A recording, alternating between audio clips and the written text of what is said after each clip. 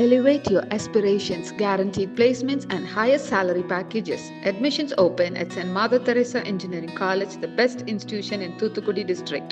பொதுவாக பிரதமர் நரேந்திர மோடி தமிழகத்திற்கும் சரி பிற மாநிலங்களுக்கும் சரி ரோட் ஷோ பங்கேற்கிறார் என்பதான வார்த்தைகளை கேள்விப்பட்டிருப்போம். முதலமைச்சர் மு க ஸ்டாலினும் அந்த பாணியில் களமிறங்கி இருக்கிறாரா என்ற கேள்வியும் எழுகிறது. இதன் மூலமாக திமுகவின் வியூகம் என்ன என்ற கேள்வியும் எழுந்திருக்கிறது. இது தொடர்பாக பேசுவதற்காக செய்தியாளர் ரமேஷ் இணைந்திருக்கிறார். அவரிடம் கேட்கலாம். ரமேஷ், கிட்டத்தட்ட 25 கிலோமீட்டர் தூரத்திற்கு ரோட் ஷோ நடத்தி வருகிறார் முதலமைச்சர் மு க ஸ்டாலின். பொதுக்குழுவும் மதுரையில் தான் நடக்க இருக்கிறது. இரண்டிற்குமே மதுரையை தேர்வு செய்வதற்கான பின்னணி என்ன? மதுரை மாவட்டத்துல 10 சட்டமன்ற தொகுதிகள் இருக்கிறது. 2021 சட்டமன்ற தேர்தலில் அதிமுக 5 இடங்களை கைப்பற்றியது. திமுக கூட்டணி 5 இடங்கள்ல வெற்றி பெற்றாங்க. சரிபாதியா பிரிச்சுட்டாங்க.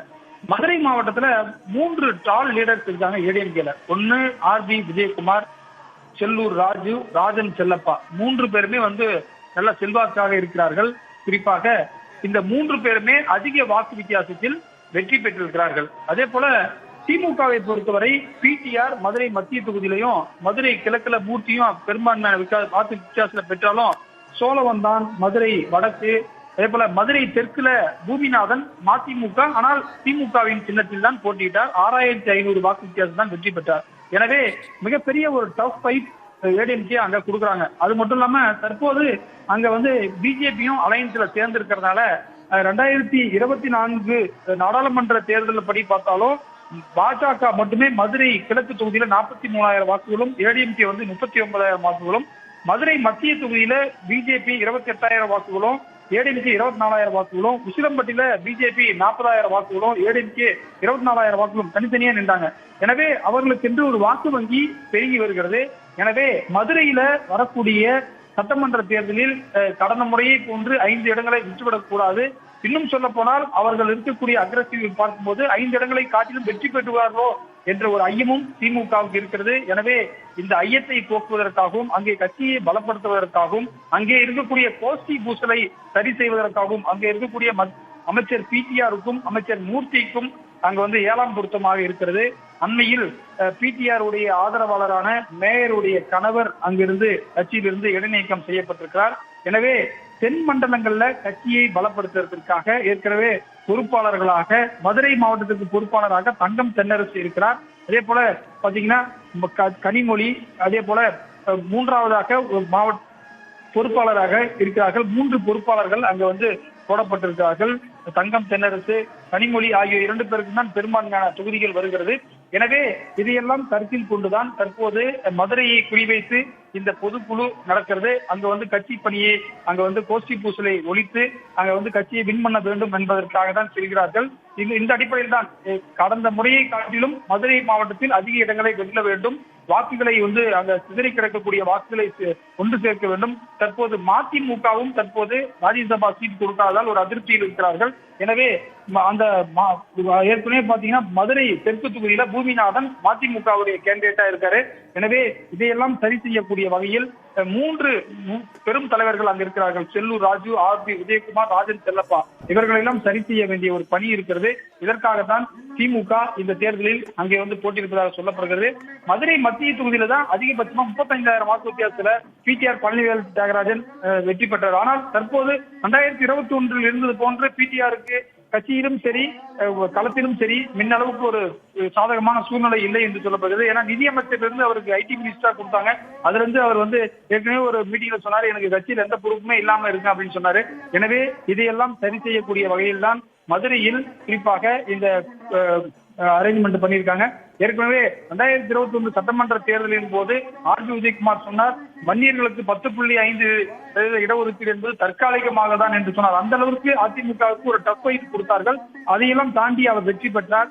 குறிப்பாக அதிமுக பாஜக கூட்டணி வலுவடைந்து வரக்கூடிய நிலையில் தென்பகுதியை பலப்படுத்தக்கூடிய எண்ணத்தில் தான் இந்த பொதுக்குழு மதுரையில் கூட்டப்பட்டிருப்பதாக தகவல் வெளியாயிருக்கிறது. மொத்தமுள்ள 10 சட்டமன்ற தொகுதியில் 5 இடம் மட்டுமே வென்றிருக்கிறார்கள்.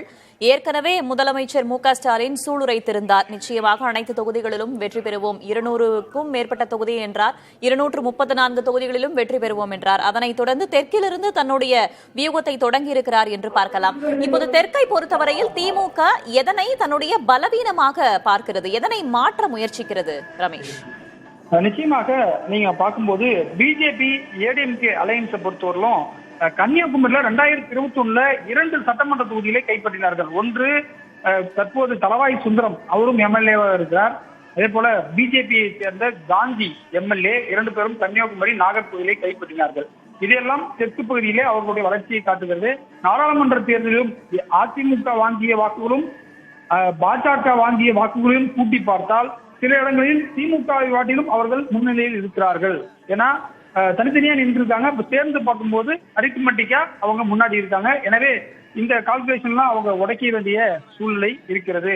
சிவகங்கை மாவட்டத்திலும் தற்போது அமமுக போன்ற கட்சிகள்லாம் ஒருவேளை ஏடிஎம்கே அலையன்ஸ்ல வரும் பட்சத்தில் இன்னமும் அங்க டஃபா இருக்கும். விருதுநகர்லயும் ஏற்கனவே மூத்த அமைச்சராக கே.கே.எஸ்.ஆரும் தங்கம் தென்னரசும் இருந்தாலும் கூட தொடர்ச்சியாக ஆன்டி இன்கம்பன்சி என்று அங்கு இருப்பதாகவும் சொல்லப்படுகிறது.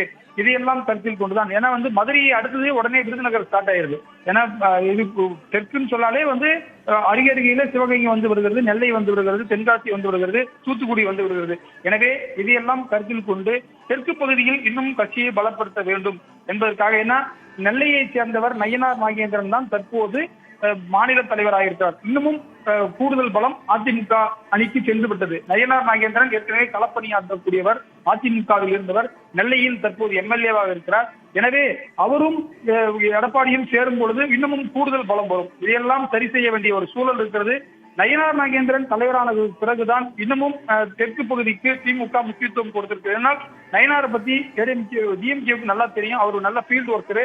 அவர் குறிப்பாக இஸ்லாமியர்கள் வாக்குகள் கூட பெற்றுவிட்டார் என்பதுதான் கடந்த கால வரலாறு. 2021 பெரும்பான்மை நெல்லை டவுன்ல இருக்கக்கூடிய இஸ்லாமியர் வாக்குகள் நயினார் நாகேந்திரனுக்கு கிடைத்திருக்கிறது. எனவே இதையெல்லாம் இந்த கால்குலேஷன் எல்லாம் பார்க்கும்போது சவுத்துல ஒரு மிகப்பெரிய கடந்த முறையும் அதிக இடங்களை கைப்பற்ற வேண்டும் என்று நினைக்கிறார்கள். ஏன்னா வெஸ்ட் ஆல்ரெடி டிஎம்கே கொஞ்சம் வீக்கா இருக்கு. அவங்களுக்கு ஒரே ஒரு பலன் பாத்தீங்கன்னா டெல்டாவும் வட மாவட்டங்கள் தான் தற்போது பலமாக இருக்கிறது. எனவே இதையெல்லாம் கால்குலேஷன் போட்டுதான் தெற்கு பகுதியை நோக்கி செல்கிறார்கள். அதனால்தான் தங்கம் தென்னரசுக்கு அங்கு பொறுப்பு கொடுத்திருக்கிறார்கள், கனிமொழிக்கு பொறுப்பு கொடுத்திருக்கிறார்கள். அந்த சமுதாயத்தை சேர்ந்தவர்கள் அங்கு இருக்கிறார்கள் என்றால் அந்த மாதிரியான பொறுப்புகள் கொடுக்கப்பட்டு தற்போது குறிப்பாக கே.என். நேரு புதுக்கோட்டை வரும் மண்டல பொறுப்பாளராக இருக்கிறார். எனவே இந்த கால்குலேஷன் எல்லாம் வைத்துதான் இந்த வியூகத்தை நடத்தியிருக்கிறார். கிட்டத்தட்ட 25 கிலோமீட்டர் ரோட் ஷோ என்பது ஃபர்ஸ்ட் டைமா ஸ்டாலின் போறாரு. வழக்கமா பாத்தீங்கன்னா மோடி தான் 20 கிலோமீட்டருக்கு மேல ரோட் ஷோ பாத்தீங்கன்னா எல்லா ஸ்டேட்லையும் போவாரு. தற்போது இவரும் தேர்தல் பணியை முன்கூட்டியே தொடங்கிவிட்டார் என்பதுதான் தெரிகிறது. நாளை கட்சியினுடைய விதிகளிலும் ஏற்கனவே 5 துணை பொதுச் செயலாளர்கள் 6வது துணை பொதுச் செயலாளராக உதயநிதி ஸ்டாலின் வருவார் என்றும் சொல்லப்படுகிறது. அதற்கான ஒரு அறிவிப்பு கூடல் நகரில் இருக்கும் என்றுதான் ஒரு திமுக வட்டாரங்கள் பேசும்போது சொல்றாங்க. மதுரையில தன்னுடைய சகோதரர் அழகிரியும் பார்ப்பதற்கு திட்டமிட்டிருக்கிறார். ஏன்னா உதயநிதிக்கு பொறுப்பு கொடுக்கும் போது அழகிரியும் அவர் அங்க இருக்கணும்னு ஸ்டாலின் விரும்புறதாக சொல்லப்படுகிறது. இந்த கால்குலேஷன் எல்லாம் வச்சுதான் அவர் மதுரையை சூஸ் பண்ணிருக்கிறதா தகவல் வெளியா இருக்கிறது. அதிமுக பாஜக கூட்டணி சேர்ந்திருக்கிறார்கள். அது ஒரு கூடுதல் அழுத்தத்தை திமுகவிற்கு ஏற்படுத்தி இருக்கலாம் என்ற பார்வை ஒருபுறம் இருந்தாலும் மற்றொரு புறம் இப்படியும் பார்க்கப்படுகிறது இல்லையா? மதுரையை குறிவைக்கிறாரா விஜய் என்று சில நாட்களுக்கு முன்னாடி அவர்களுடைய தொண்டர்கள் ஒட்டிய போஸ்டர்னால ஒரு பரபரப்பும் ஏற்பட்டது. அவருக்கு ஒரு கணக்கு இருக்கிறதா? அதை எதிர்ப்பதற்காகவும் அதற்கு ஒரு அழுத்தத்திற்காகவும் அவர் இது போன்ற ஒரு முடிவை எடுத்திருக்கிறாரா? அனைவருடைய கண்களும் மதுரையின் மீது இருக்கிறதா என்ற ஒரு பார்வையும் இருக்கிறது. Elevate your aspirations, guaranteed placements and higher salary packages. Admissions open at St. Mother Teresa Engineering College, the best institution in Thoothukudi district.